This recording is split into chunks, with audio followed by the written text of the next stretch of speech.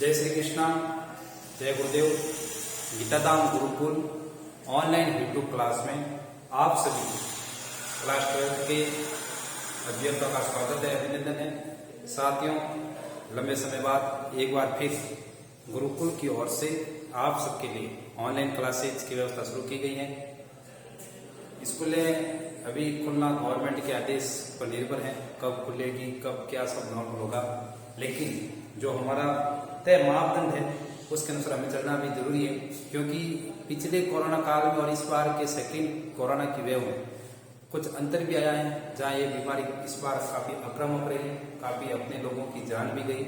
वहीं इस बार गवर्नमेंट ने बड़े स्तर पर वैक्सीनेशन अभियान चला करके इसकी रोकथाम का भी बड़े स्तर पर अच्छा कार्य भी किया है और उसके अनुरूप हम आगे भी बढ़ रहे हैं। तो मान के चलो कि बहुत जल्द स्कूलें ओपन करने को लेकर सरकार प्रयासरत है और शिक्षा विभाग बहुत ही जल्द इसको लेकर आदेश जारी करेगा। उन आदेशों के अनुपालन के साथ ही हमने भी विद्यालय समय में कक्षा 10वीं और 12वीं के जो रिजल्ट की गवर्नमेंट की गाइडेंस मिले उसके अनुरूप रिजल्ट तैयार किए हैं और इस बार तो सबकी स्टूडेंट 100% के साथ पास ही, लेकिन आप भी 11th क्लास में प्रमोट होकर 12th में आ गए हैं। और इस बार 12th का जो हमारा पाठ्यक्रम है वो NCERT सिलेबस पर है, मतलब पूरे हिंदुस्तान में एक अनुसार शिक्षा व्यवस्था है। इस प्रकार की बुक्स हैं मेरे पास, पुरानी बुक्स है, नई बुक्स में आपको थोड़ा ग्रीन कलर का कवर पेज है।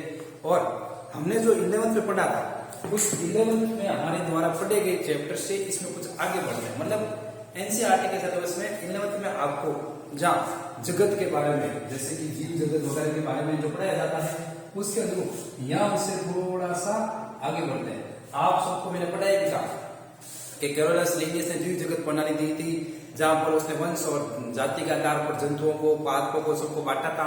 फिर उसके बाद और अलग अलग वैज्ञानिक आते हैं, फिर RHB टेकर आते हैं जो पंच जगत प्रणाली देते हैं और उस पंच जगत प्रणाली का प्रमुख आधार आज वर्तमान समय की जितने भी प्रकार की वनस्पति हैं, जितने भी प्रकार के जीव जंतु, पेड़ पौधे वगैरह हैं, उन सबको बॉटनिकल नेम के साथ वर्गीकृत किया गया और उन सबको बांटने का प्रमुख आधार RHB टेकर ने अपनी पंच जगत प्रणाली में इस प्रकार बताया था कि लोगों को या आने वाली पीढ़ी को किसी भी जगह के नामकरण में प्रकार की समस्या उत्पन्न हो। तो इन सब के बाद अब जब 12th कक्षा में आते हैं तब हमारा जो यूनिट चैप्टर है वो जंतु जगत में ही कुछ आगे बढ़ता है। ठीक है, मैं आप एक बार किताब के माध्यम से भी बता देता हूँ कि किस बार कराएगा।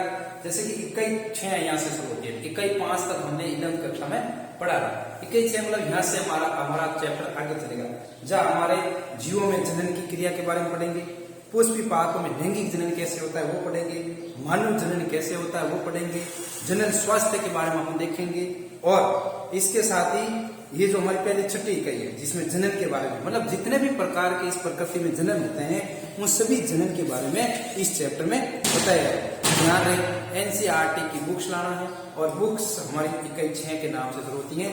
कुछ स्टूडेंट बुक्स लेके भी आ गए हैं, मेरी उनसे बात हुई है और कुछ स्टूडेंट है वो अभी तक ना तो हमारे कांटेक्ट में आ रहे हैं, ना वो हमारे व्हाट्सएप ग्रुप आदि में भी कहीं पर कुछ मैसेज आदि कर रहे हैं। तो मेरा उन साथियों से भी निवेदन है कि आप 12th क्लास की पढ़ाई में जुड़ जाएं, क्योंकि मैं बता देता हूँ जुलाई शुरू हो गया है। जुलाई में हमारी शिक्षण व्यवस्था शुरू हो जाती है, कोरोना का काल है, इस वजह से शिक्षण व्यवस्था अभी तक शुरू नहीं हुई है, लेकिन बहुत जल्द शुरू हो जाएगी। और आप भी अपनी पढ़ाई को जारी रखें, हर बार प्रमोट वाला तोहफा नहीं मिलने वाला है। इस बार एग्जाम होगा, क्योंकि सेकेंड वेव के बाद थर्ड वेव को लेकर भी कई सारी बातें उठी हैं, लेकिन अगर हम सभी शिक्षित लोग हैं हमें पता है कि थर्ड वेव के आने के चांस इतने कम हो जाते हैं, क्योंकि लगभग हिंदुस्तान में वैक्सीनेशन हो जाएगा और दिसंबर के आते आते वैक्सीनेशन की क्रिया कंप्लीट हो जाएगी। DRDO के द्वारा 12 से 18 वर्ष के उम्र के बच्चों के लिए भी वैक्सीन का निर्माण हो गया है, ट्रेन भी हो गया है और बहुत जल्द आप लोगों को भी वैक्सीन लग जाएगी। ठीक है, लेकिन तब तक हमें सुरक्षित रहना है, ऑनलाइन स्टडी को अपना आधार बनाना है, अपना हथियार बनाना है। कुछ बच्चों ने ऑनलाइन ऐप भी खरीद रखे हैं जहाँ पे अलग अलग प्रकार के कोर्स है, वो भी बहुत ही अच्छी कोशिश कर रहे हैं। ठीक है, और मैं तो चाहूंगा कि उनकी कोशिश कामयाब भी हो और वो 12th में अच्छा रिजल्ट हो। ठीक है, और गुरुकुल अपनी कोशिश वही जारी रख रहा है जहाँ पर आपको ऑनलाइन क्लास के माध्यम से अच्छे तरीके से पढ़ने की सुविधा मिलेगी। तो साथियों, अब हमारा 12th कक्षा का जो चैप्टर है जिसका नाम है जीवों में जनन, नाम क्या है? जीवों में जनन। जीवों में जन्म। ये हमारा फर्स्ट चैप्टर है 12th कक्षा साइंस बायो। ठीक है,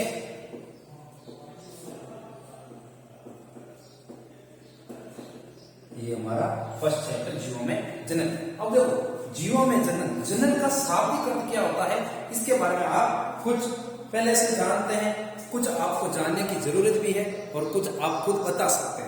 तो देखो जीवों में जब भी जनन की बात आती है तो सीधा सा मतलब है कि किसी भी जीव द्वारा अपने समान नई संतति का निर्माण करना जीवों में जनन का एक उदाहरण है।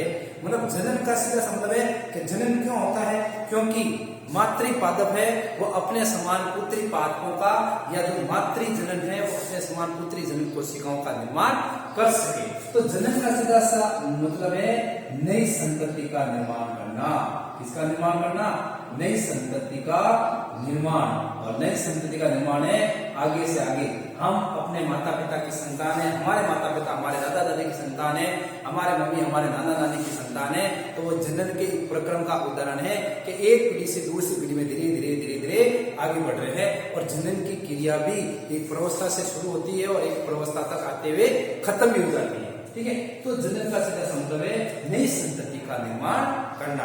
हमने पूर्व की कक्षाओं में भी पढ़ा है कि जनन कितने प्रकार का होता है। आपने अगर पढ़ा है तो बता भी सकते हैं कि जनन कितने प्रकार का होता है। 2 प्रकार का जनन होता है। एक होता है लैंगिक जनन। कौन सा जनन होता है भाई? लैंगिक जनन। ठीक है, लैंगिक जनन। दूसरा क्या प्रकार होता है? अलैंगिक जनन। दूसरा कौन सा होता है? अलैंगिक जनन। लैंगिक जनन और अलैंगिक जनन। आपने पिछली कक्षा में आपको एक चीज मैंने बताई थी कि जनन की क्रिया जैसे लैंगिक जनन अलैंगिक जनन ये क्रिया जब जंतुओं में होती है उसी प्रकार ये सेम टू सेम ये क्रिया पादपों में भी होती है। पादपों में जनन की क्रिया को हम बाकायदा छोटे छोटे लेक्चर्स के माध्यम से समझ सकते हैं और उनका डिस्क्रिप्शन भी कर सकते हैं, एनालिसिस भी कर सकते हैं। लेकिन जंतु जनन के लिए हमें एक समय अंतराल तक रुकना पड़ता है। ठीक है, तो ये जनन की क्रिया पादप और जंतु दोनों में होती है। पादपों में आपको समझाने के तरीके से पादपों में तो जैसे कि लैंगिक जनन है। अब लैंगिक जनन की क्रिया पादपों में किसके द्वारा होती है? पुष्प के द्वारा। किसके द्वारा होती है? पुष्प के द्वारा। मैंने आपको बोलने में एक चीज भी समझाई थी कि पुष्प के भाग बताए थे, अगर आपने पढ़ा था बताए थे कौन कौन से भाग थे पुष्प के? बाह्य दल बताया था मैंने, एक बाह्य दल, एक फिर दल पुंज, ठीक है, फिर पुंमंग और फिर जाया। ये पुष्प के भाग मैंने आपको बताए थे ना। तो यही पुष्प के भाग है जिसके बारे में मैंने आपको क्लास 11th में समझाया। ठीक है, अब आप देखें कि इसके अंदर क्या होता है। ये पुंमंग है वो नर जन्मेंगे। क्या है? नर जन्मेंगे। और जो जाया है वो मादा जन्मेंगे। और इन दोनों के बीच में निषेचन की क्रिया होती है और उस निषेचन की क्रिया के फलस्वरूप